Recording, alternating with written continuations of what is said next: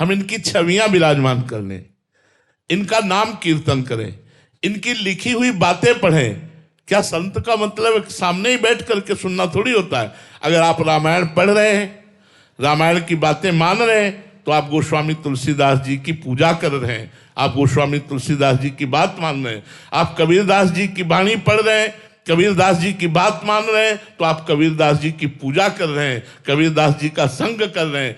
वाणी पढ़ने का मतलब उनका संग करना। तो महापुरुषों के चरित्र पढ़ो, महापुरुषों की वाणी को अपने जीवन में उतारो, यही सत्संग है। ऐसे प्रगट में बैठ गए तो ये थोड़ी देर के लिए सत्संग है, लेकिन सदा सदा के लिए सत्संग अपने घर में करो। मोबाइल से सत्संग सुनो, और जो महापुरुषों के ग्रंथ हैं उनको अपने पास रखो। जैसे आप श्रीमद् भागवत पढ़ रहे हैं तो सुखदेव मुनि से सत्संग कर रहे हैं, भगवान श्री कृष्ण द्वैपायन व्यास देव जी से सत्संग कर रहे हैं। यदि आप गीता पढ़ रहे हैं तो साक्षात श्री कृष्ण से सत्संग कर रहे हैं।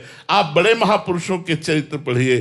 तुकाराम जी की वाणी पढ़ रहे हैं तो तुकाराम जी से सत्संग कर रहे हैं। आद्य गुरु भगवान शंकराचार्य जी की वाणी पढ़ रहे हैं तो आप भगवान शंकराचार्य से सत्संग कर रहे हैं। ये बात समझिए ना, महापुरुषों की वाणी का स्वाध्याय करना और उसके अनुसार आचरण बनाना उन महापुरुषों की पूजा ही है। सच्ची पूजा तो यही है संत की।